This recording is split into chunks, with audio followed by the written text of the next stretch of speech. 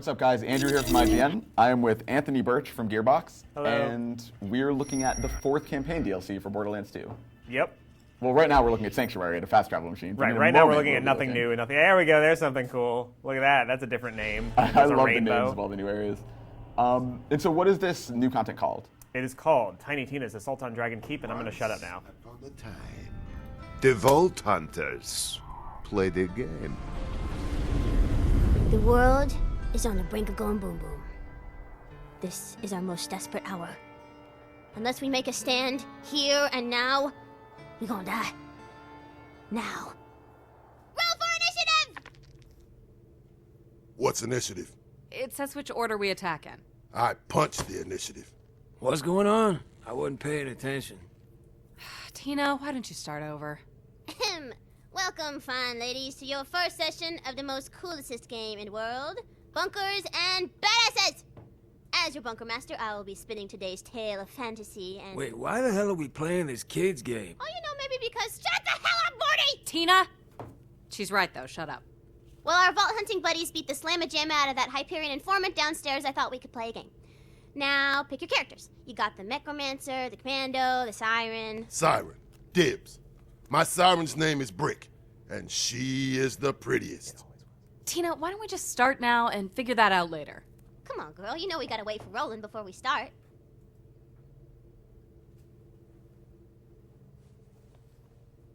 Tina, Roland's... You know Roland's not coming, right? He's not here anymore. Spoiler. Yeah, he's probably running late or something.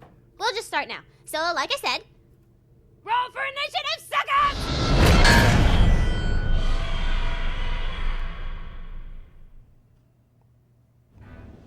Amazing. You arrive at the docks of Flamerock Refuge. This place used to be really nice until the handsome sorcerer messed everything up. I say we head toward the town to investigate. And so the idea is that Tina's kind of your dungeon master throughout? Exactly. This was sort of the idea. Initially, it didn't even involve Tina. It was just like, oh, what if like Handsome Jack had a nephew or something, and you were going to fight robots, but he had set up this like robot base as his own personal D&D module. Flamerock Refuge, a far cry from... Wait, didn't you just say the sorcerer messed up the town? Why would things be lovely? Whoops. What I meant to say is, it's eternal night, and there's spooky music, and the whole area kind of smells like butts and dead people. This area kind of smells like butts and dead people. And moments like that were actually kind of the origin of the entire idea of even doing anything D&D-esque at all, which is that like once you have a character who is in control of the game world and can sort of change it at will, it gives you the opportunity to do a lot of weird, kooky stuff like arbitrarily changing night into day or vice versa and making jokes about the music starting and all that kind of stuff. And you'll see as we play, we have a lot more stuff like that, but it's one of those sort of really cool and really freeing things about having Tina be your narrator is that since Tina's kind of an off-kilter, very, over-the-top kind of a person, that anything can really happen in the midst of your game, and the game world will just change in front of you arbitrarily. That's really awesome. And is, if you're playing co-op, does that factor into like who says what in terms of? Yeah, actually, if you play as any individual, so there you heard Maya say it smells like butts and dead people. If you play as any of the other characters, you'll hear them say their own reaction to that sort of scene. So like if you're playing as Creek the Psycho, he'll just go, "Oh, it smells like home," or like something weird and in character, which was a reaction to. We got a lot of fan feedback that like, man, it'd be great if we could have more dialogue from the Vault Hunters that we're actually playing as, like. We kind of want to hear more from our own characters and feel more like characters rather than sort of, blank ciphers. And so we thought, okay, let's try and expand on that in this game, or in this DLC rather. And that was sort of our first few steps in that direction. That's awesome. And there's, that was a new enemy type. I assume there's going to be a few more of those throughout this. There are more enemy types, more new enemy types in this game. Not even reskinned enemies, but just more new enemy types in this DLC than in all the other 3 DLCs combined. We've got skeletons, we've got orcs, we've got wizards, we've got knights, we've got living trees, we've got golems, we've got spiders. Like, there's any fantasy thing you could possibly imagine is in this DLC. And you guys have said before that this is going to be significantly bigger than the previous ones. Yes, by far. It's comparable with if you played the first Borderlands, the Secret Army of General Knox DLC. Awesome. It's got too many damn quests. Like we were like, oh, let's just do 4 or 5 side quests or whatever, just a similar number to the other DLCs. And then the problem with an idea that's really good and that we're all excited about, it doesn't sound like there would be a problem, but the problem is that like then everybody wants to do all these crazy things, and like the idea catches on like wildfire. And like, what if we had a Game of Thrones reference side quest? And what if we had a quest that was about like MMOs? And what if we blah, blah, blah, and like we ended up doing all of it, and it's all in the DLC. But suddenly, the handsome sorcerer's pet dragon appears. Surprise attack! Oh, I want to smack it. You try to attack the dragon, but your attacks do nothing. I mean, did these kind of on higher difficulties sort of become raid bosses, or is this just kind of a typical? Well, this, as you'll see, Great. Are we done now? Tina, you can't start your campaign with a boss fight. Players can't win. Touche. Okay, everybody back up. One. I wanted to kill something. Okay, how about a new boss? He's a skeleton. And his name is Mr. Bony Pants Guy?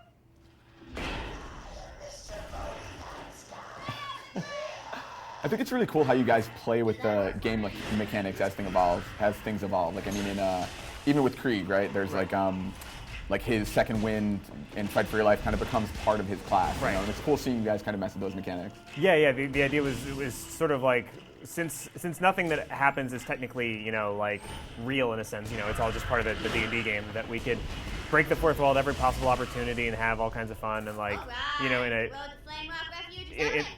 You should go there. Sorry, what am I saying? Sorry, yeah, so like if you were just playing a regular game and like we arbitrarily forced you to the downstate, be like, oh, that really sucks. And we were like, yeah, and then we can make a joke about that and then raise you out of downstate. Like it's actually impossible to die that dragon. Like, you were asking about the raid boss, like actually that dragon, is an enemy type that'll show up every once in a while as a boss, and our raid boss is a whole cadre of dragons that are all different elements. So like they're basically just like, there's the crazy shock dragon and the green dragon, and which is really cool because most of our raid bosses are like, here's a guy, everybody shoot this guy. Right. And this time around, you've got to, up to 4 different targets, I think, to try to deal with. That's really cool. And I mean, are you mostly? I mean, obviously Tina's kind of making up the areas as you go. Is there still traditional like fast travel within this, or does it Yes. just kind of evolve? Yes, we have fast travel. We have there. I mean, there are moments where Tina forgets that like you need fast travel. Like you get trapped at one point, and Tina's like, "You're trapped here forever, haha." And Lilith goes, we have like side quests and other maps. We need to be able to do this." And she goes, "Oh, okay." And then the fast travel station just appears out of nowhere, kind of thing. Like one of the really cool things about having narration is that you don't really have to do as much explanation for why things are the way they are. You can just improvisationally, or seemingly improvisationally, just toss things into the game world and be really active and have cool things happen in front of you.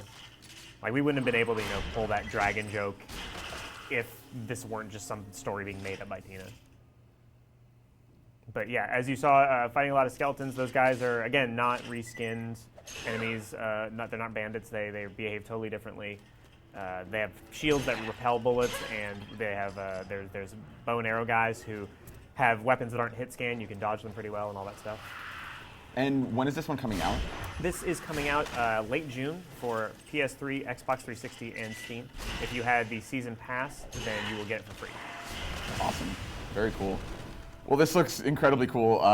And this is internal of Gearbox, all developed internal, I believe. Yep, all internal. Very awesome and cool. Okay, so now we're going to go through to a new area. I guess this is kind of the second little zone that you're in for this. Yeah, first part. we're about to enter the main town of the DLC called Flamerock Refuge, which is not at all just 3 thesaurus synonyms for Firestone and Sanctuary. Because Tina, and not me, is really bad at naming locations. Of course. And this is cool that it's already kind of changing aesthetically. Enter the town. Oh, yeah. Flamerock Refuge. In the distance, you see the town's scouting blimps. Always alert in case of battles and stuff. What you going to do now? Stop playing this game.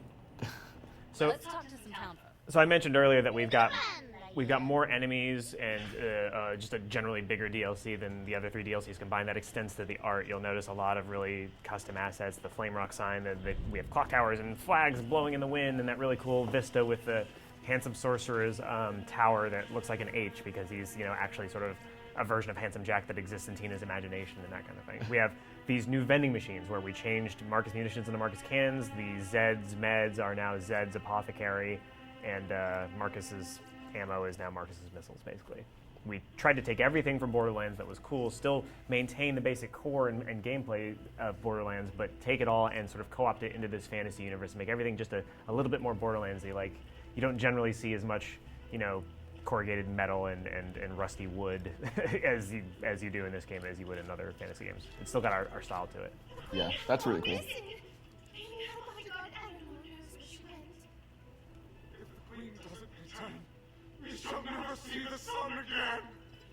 I mean, that's what's fun about Borderlands, right? Is that it has that personality and it's quirky enough that you can kind of do whatever you want. You know, like to some extent, yeah.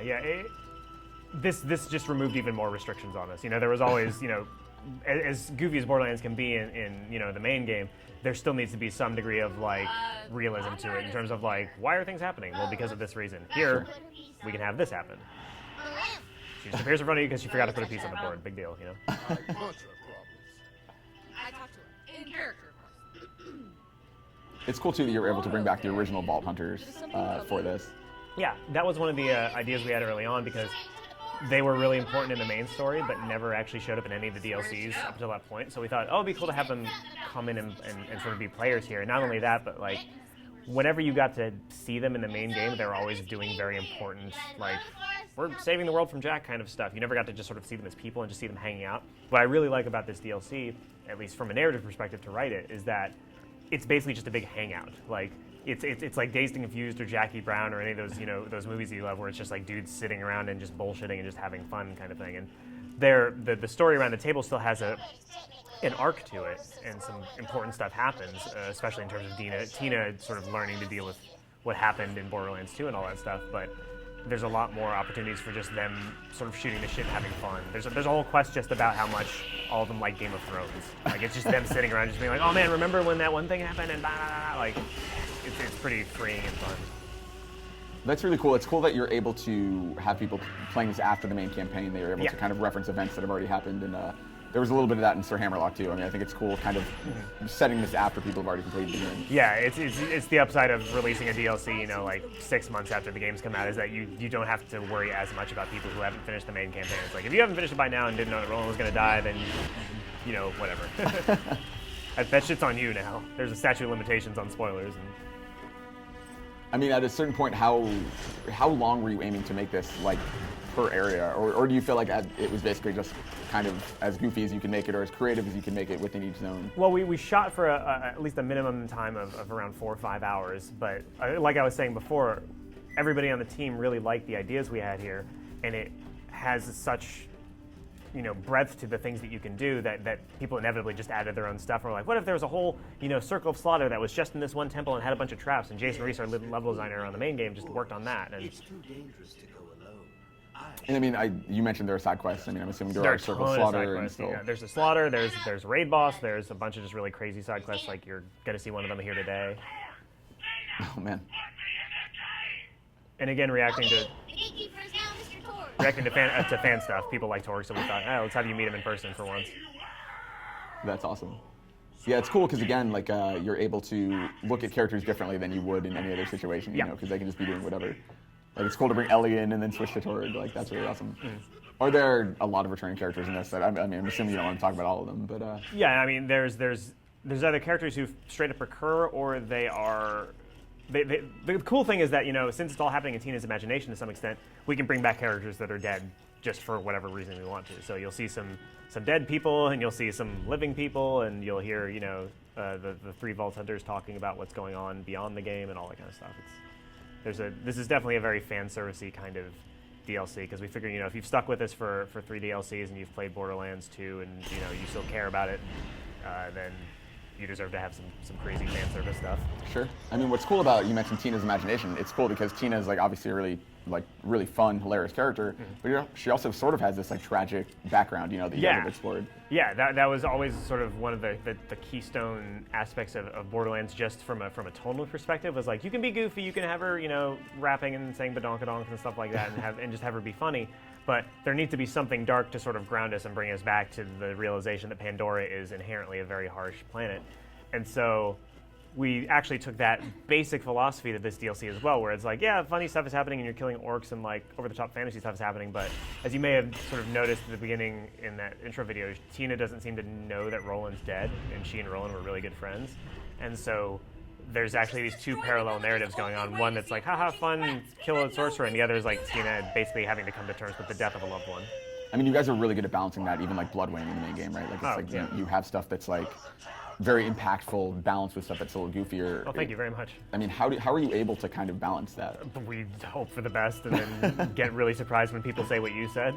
We're always worried that like we're going too far in one direction or another, that they're going to work against one another, and we've sort of come into this point. There was a bit after the game launched where I was really worried about like, damn, do we need to do something to fix our tone, or are we doing something wrong? Should it be more harmonized and together and more consistent? And we kind of got to this point where we're like, well, what if we just didn't? What if we're the only game out there that has that kind of space tonally, that is willing to go to boner fart jokes and then we'll turn around and murder Bloodwing in front of you? You know, there's no other franchise that really gives you that right now, and there's something to be said for that. Sure. I think it makes it more impactful too, because when you're used to joke, and then you switch to something dramatic, it's like, wow, okay, that's like actually hit me a little bit harder than it might have. That's really cool. It's cool to see. I love how many different establishments Moxxi has, like just across this universe. Yeah. That is unacceptable! Chase him down! Punch him so hard he explodes! So you may not have gotten a chance to hear the dialogue, but this is just another continuing quest in our never-ending crusade to demonize sexist people. He called Moxxi a bitch, so now you have to punch him so that he explodes. I'm hoping he actually explodes. I don't know. I've never played this game before.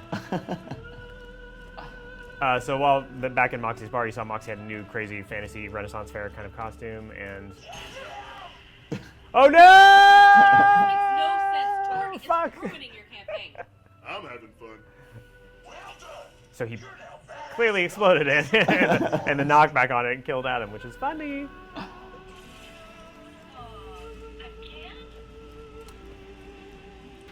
We redid all the dialogue for the new system too. That's awesome. Oh, so the vending machines themselves say different things. Yeah, they say all fantasy different things, and yeah, who needs magic when you have a gun and stuff like that. Awesome. Well, cool. I think we're gonna switch to a new area after this, I think is the idea. So join us in a sec to see something different. Okay, so now we're heading into the third area in this DLC. Yeah, the forest. Looks like a scary forest, yeah. It's the Forest of Tranquility, but Oh, okay, so maybe not. Yeah. Maybe not a scary forest. And in person, you are very attractive! New mission! I want you to blow up the ocean! Can you please get him out of our way? Alright, fair enough. Okay, Mr. Torg, I banish you to the stocks. Awesome! Anyway, I'm called Davlin, the gatekeeper. I shall open the way to the forest. You will not survive the horrors of the forest on your own. I shall meet you inside and serve as a guide. forest loading screen. And are you a D&D player? Yeah. Or is this just, That's awesome.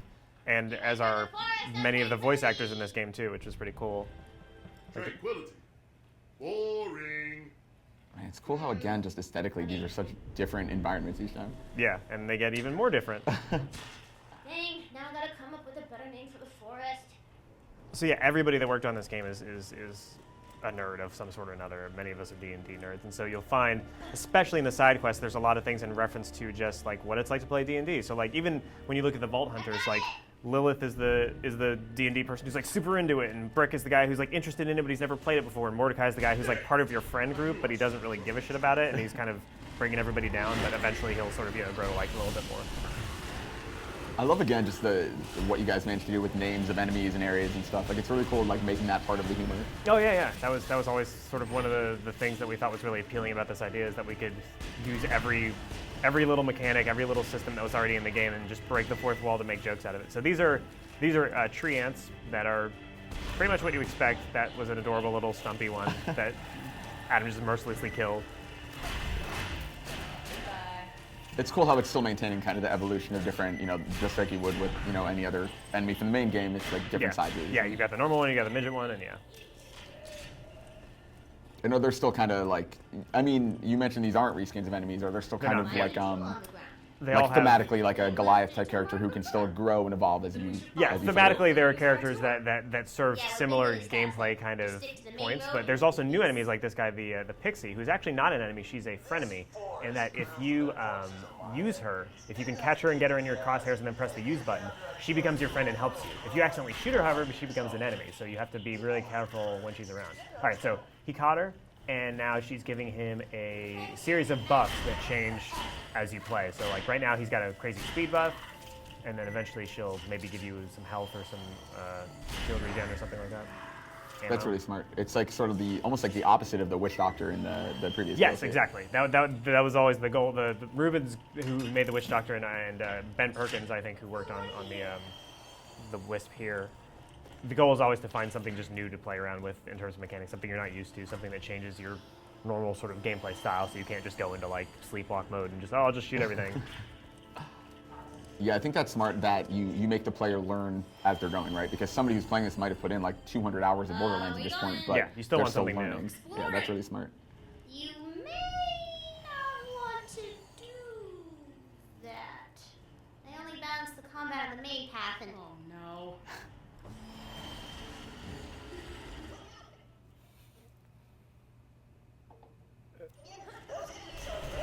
How in the hell are we supposed to kill these things? Ah, my bad! I'll fix it! Let me fix it! So again, anybody who's ever played D&D with a dungeon master who's not great at balancing combat can hopefully sympathize with that kind of thing. And that moment right there, like, it's actually, you know, they'll attack you and they'll knock you into the fight for your life mode, but Tina will immediately revive you back up once she rebalances the combat and all that stuff. But I like that the player doesn't even necessarily know what's going to happen too, which kind of adds like a yeah, unpredictability definitely. to it. I think that's one of the cool things about being in the campaign is that like a lot of shit happens in front of you and you're just sort of reacting to it in the same way that you would be if you were role-playing a character in D&D. Like, why are they this high level? Why would I? Why? I mean, as you like in a DLC like this, I assume it's a little easier to introduce new characters and things like that because it's kind of from Tina's imagination. But in general, like when you're introducing someone new, how do you keep it within kind of that Borderlands feeling? Like what do you kind of capture as the mood of the game? Well, I always try to find like one or two adjectives that can describe them that'll read really, really clearly, and then try to work out from there and try to give them more dimension. So like Captain Scarlet, hers was like friendly about betraying you. You know, how can you write a character who's very obviously going to betray you, but also kind of likable and charismatic, and then you sort of work out from there. Okay, so Adam's found our die chests, and so basically we wanted Iridium to be more important. Again, reacting to fan feedback of like, I don't have enough stuff to spend my Iridium on. So we made these chests that if you just try to open it naturally by hitting the X button, you just roll one of the die, and depending on what it rolls, you get better loot. If you press Y, though, you roll both die, and you spend 5 Iridium, and then whichever of the two rolls ends up higher, that's the kind of quality loot you get. And if you get 2 20s on them, then you get some like legendary shit. So let's see what Adam gets by rolling 2 die. Wow, you got fucked. Adam got white rarity because he rolled 3. Oof. So in addition to that, we've got the slot machines in Moxxi's bar. We have new Tina flavored slot machines that take Iridium instead of money or Tord tokens, and they give you better stuff because Iridium's more rare. We've got in addition to those pixies you saw that give you buffs, we have these altars in several levels that will give you health regen or ammo or whatever if you spend like 5 Iridium on them. We've also got this new Circle of Slaughter that's all magic themed and has a bunch of traps and stuff, and it's got all of those altars there. So one of the big ways to survive that is like, all right, let's get a shitload of Iridium and then go in there and make sure to buy all these buffs at the right times and all that stuff.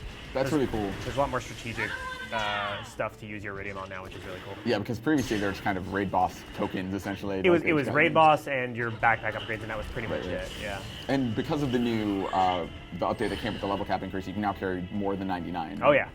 Very cool. You can carry more than 99. You can carry more stuff in your backpack and your bank, and yeah. We've tried very hard to listen to everything that the community wanted. Awesome. Well. Oh, very cool. Just accepting a new quest. Cool. Well, just one more time. When is this coming out? Tiny Tina's Assault on Dragon Keep comes out late June on Xbox 360, PS3, and Steam. And if you have the season pass, it's free. Very cool. Well, thank you again for taking the time today. And for all your Borderlands 2 needs, keep it locked to IGN. Win this away.